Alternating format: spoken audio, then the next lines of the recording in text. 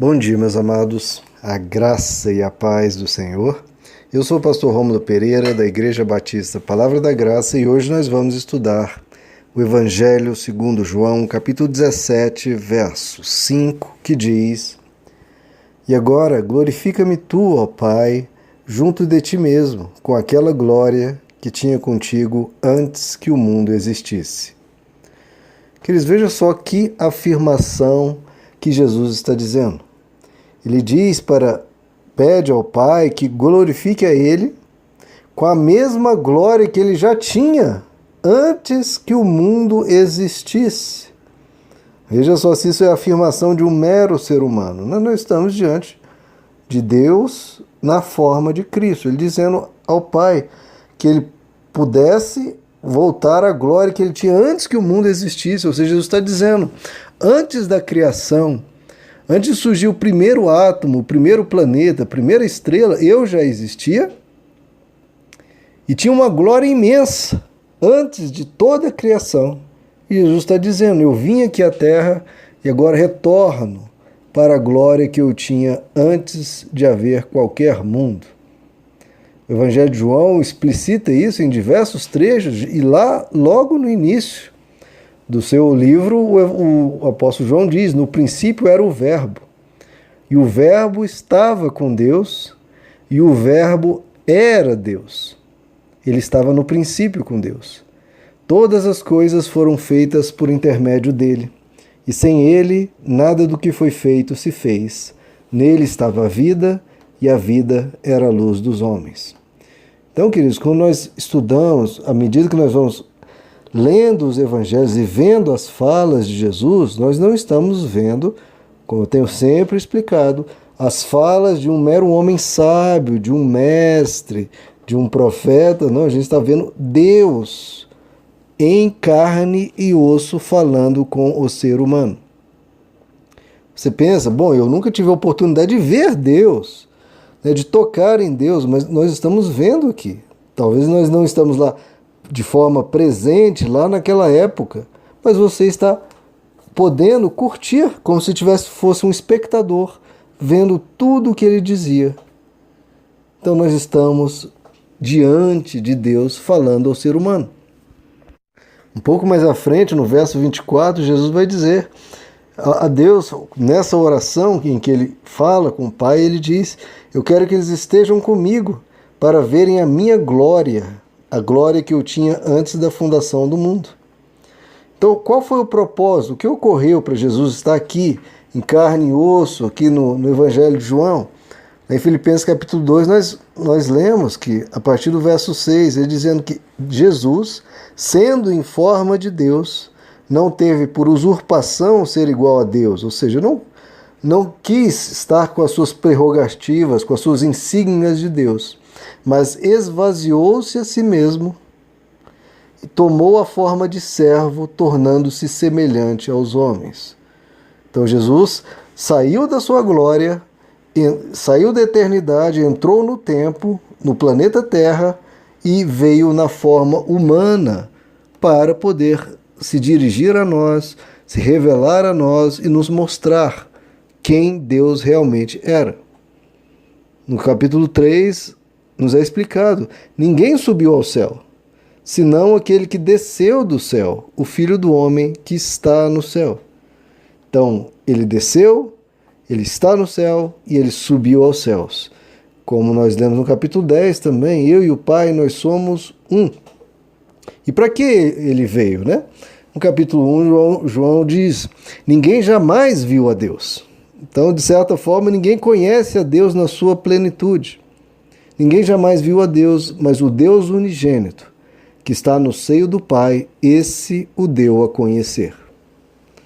Então o apóstolo João está dizendo, olha, conhecer a Deus mesmo, de forma plena, de forma constante, com falas, com o tratamento com cada ser humano, cada tipo de ser humano, em todas as questões da vida, com pais, com irmãos, com prostitutas, com corruptos, com religiosos, em todas as situações da vida, com endemoniados, só quem pôde revelar isso foi Jesus.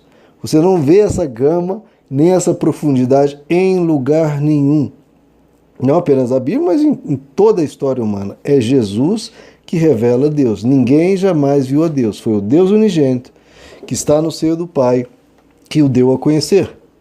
Em Colossenses capítulo 1, o apóstolo Paulo explica: ele é a imagem visível do Deus invisível.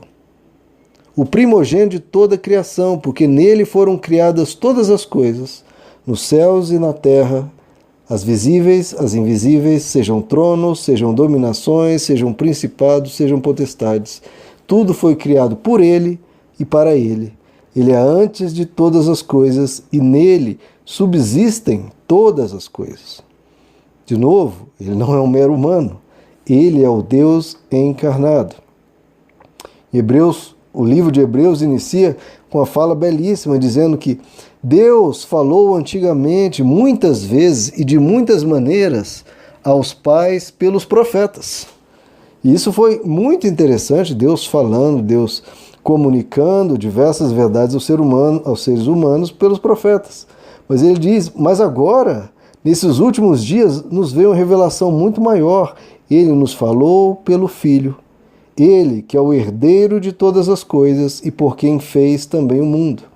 Ele é o resplendor da glória de Deus e a expressão exata do seu ser. Então veja só, ele que resplandece a glória de Deus, ele que é a expressão exata, perfeita, 100%, sem nenhuma dúvida, sem nenhuma mancha, ele é a expressão exata do ser de Deus.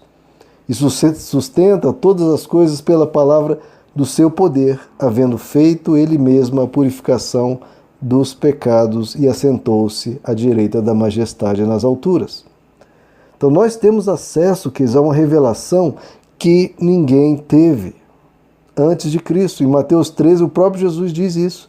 Felizes são os olhos de vocês, porque veem, e os ouvidos de vocês, porque ouvem, pois eu lhes digo a verdade. Olha o que Jesus diz.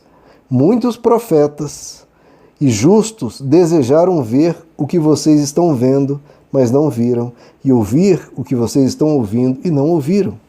Lá em Lucas, Jesus vai dizer que muitos profetas e reis. Então, os grandes homens da história antes de Jesus, os grandes profetas, os grandes justos, os grandes reis, gostariam de ter conhecido Deus de uma forma tão presente, tão clara, tão perfeita, como nós temos o privilégio de conhecer na pessoa de Jesus. Nós temos esse privilégio de, ao ler os evangelhos, ler, aprender e entender qual é a mente de Deus, como Deus enxerga a vida, como Deus tratava tudo, as finanças, como ele lidava com os relacionamentos, como ele lidava com a religião, com tudo. É olhando para Jesus que a gente aprende a viver. Por isso que Jesus diz, eu vim para que tenham vida e vida em abundância. E como que nós temos essa vida em abundância? É simples, viva como Jesus. Da mesma forma que ele tratou tudo, trate também. Da mesma forma que ele enxergava tudo, enxergue também. Procure ter as mesmas reações de Jesus.